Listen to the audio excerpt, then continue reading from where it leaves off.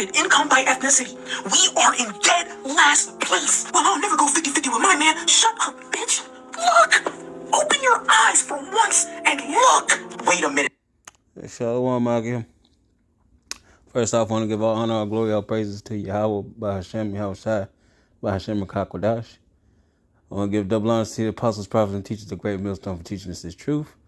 Also want to say shalom to the Lord Yahweh, by Hashem, Yahweh Shai's elect, the 144,000, and the 1/3 great multitude of men, women, and children whom He have mercy on these last days. Now, I was just doing a little scrolling here, and this popped up. It's funny enough. You look at the chart, and you'll see who all at the bottom here. And it reminded me of the curses of Deuteronomy 28.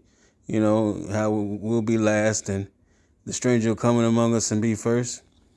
As you can see, the Israelites all at the bottom, your Negroes, your Native Americans, your Latinos, all down here at the bottom. And then you're up top here, you have the strangers that come in and be above us. We'll go through that in Deuteronomy 28. But this is just a good little chart to go ahead and see where everybody is at. So yeah, that's right now. And give us respect, because the word come down. Because she wanted. We could go ahead and hit Deuteronomy 28.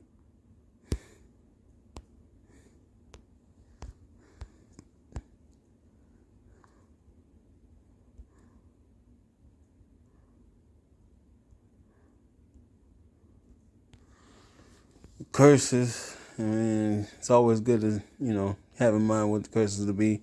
I mean, which we're almost out of here. When Yahushua comes, the curse will be off of us. It'll be on the enemies. The 16, cursed shall thou be in the city, cursed shall thou be in the field, cursed shall thy basket and thy store, cursed shall be the fruit of thy body and the fruit of thy land, and the increase of thy kind and the flocks of thy sheep. Hold on.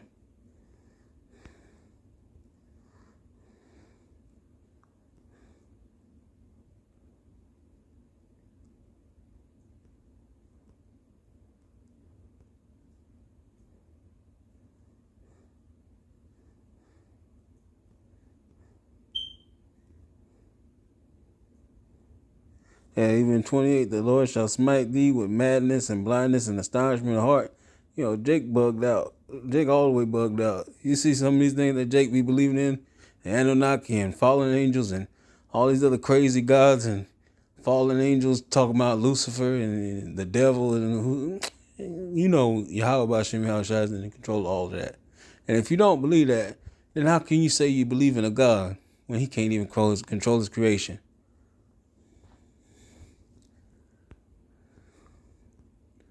Yeah, verse 30, thou shalt betroth a wife, and another man shall lie with her. That's happening all throughout Babylon the Great. Thou shalt build a house, and thou shalt not dwell therein. Thou shalt plant a vineyard, and shalt not gather the grapes thereof. I mean, this happens pretty much every day for you Israelite brothers and sisters. You build up a family, and all of a sudden, there's another man living there with your kid and your quote unquote baby mama.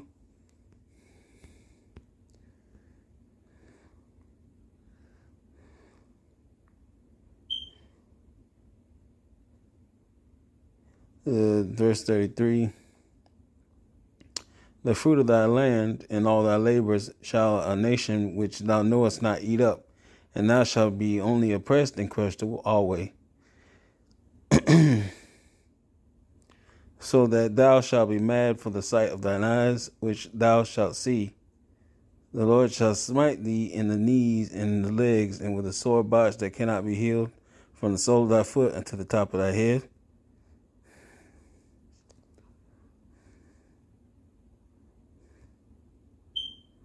Verse 37. And thou shalt become an astonishment, a proverb, and a byword among all nations, whither the Lord shall lead thee. It just goes to show you that all these nations know who we are. I mean, I'm sure you've seen a Jake Mail. He go into a store, and he goes in one of those stores with the the Elamites. And they're like, oh, aren't we children of Israel? And like, yeah, everybody knows that.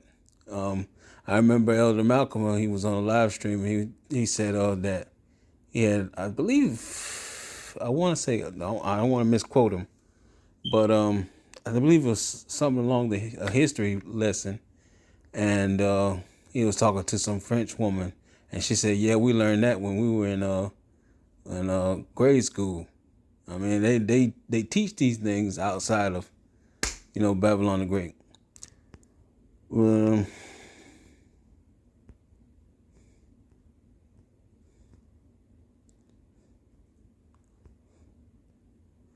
See, verse 43. The strangers that is within thee shall get up above thee very high, and thou shalt come down very low. And we get back that chart. Everybody pay attention. Read this. You see, all the way at the bottom here, the Negroes, Latinos, and Native Americans. And then up at the top, Salakia, all these are Babylonian, American, quote unquote, American foreigners. And you have the Elamite American at the top there. You have the Filipino American, and the Moab and Ammon, Gog. I mean, all that is from these foreigners that come in and take the reins. And I'm pretty sure all of us, well, not pretty sure, it is all ran by your elite banking family, starting with the Amalekites. So 44, he shall lend to thee, and thou shalt not lend to him. He shall be the head, and thou shalt be the tail. I mean, it's a lot of curses, but those curses are almost up. And I mean, we just go through some of the blessings real quick, because that's what's going to be upon us when Yahweh Shai returns.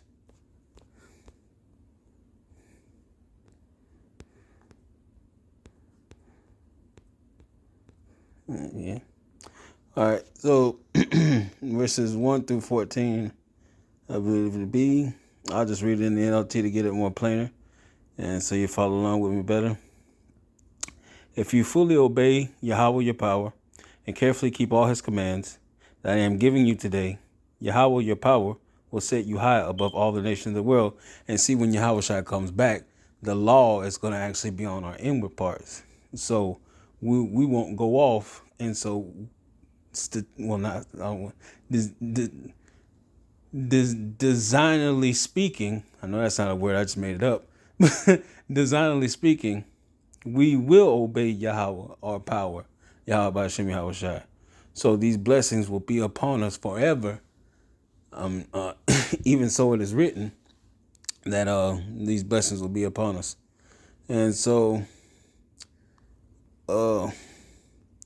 you will experience all these blessings if you obey Yahweh your power. Your towns and your fields will be blessed. Your children and your crops will be blessed. The offspring of your herds and flocks will be blessed. Your fruit baskets and breadboards will be blessed. Wherever you go and whatever you do, you will be blessed. Yahweh will conquer your enemies when they attack you. They will attack you from one direction, but they will scatter you from in seven, which, I mean, that's not going to be a thing anymore, because when Yahweh Shai comes back, they're going to look at us. They're going to be jealous, but they won't do anything because they'd be afraid. You've seen some 8-foot so-called black man come in and just wipe away all the Edomites, and the fashion that he's gonna do it, and you see that firsthand, and you're like, oh man, we don't know how to make those type of weapons. We weren't blessed with the sword like Esau was. What can we do? You can't do nothing. That's what it is. It is what it is.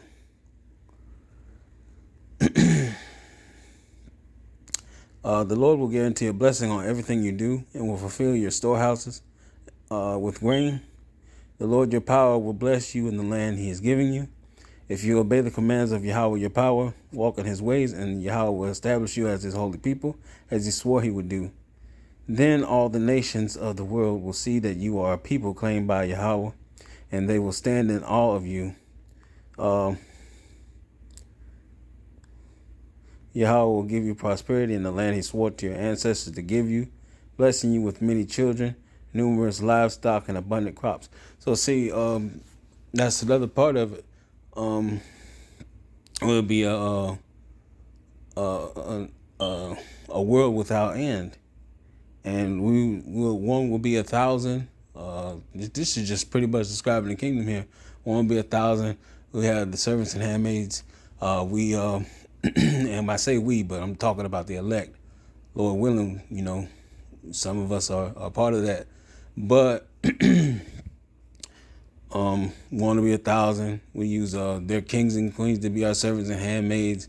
We're going to be in rulership, righteousness. We're going to have the law on our inward parts, so we can't go off. We don't go off. We will never die. These are the things that come with inheriting the kingdom. And all we really have to do is just wait on it.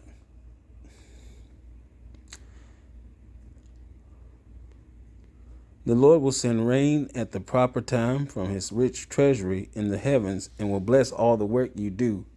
You will lend to many nations, but you will never need to borrow from them.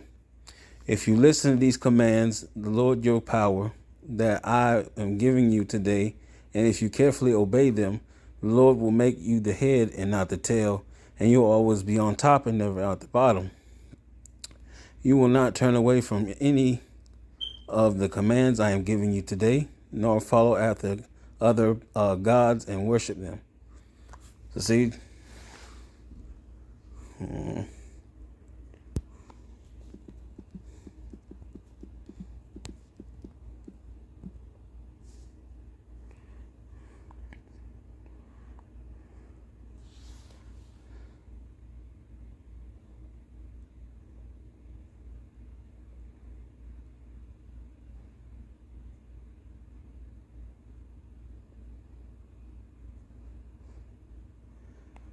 here's Jeremiah 31:31.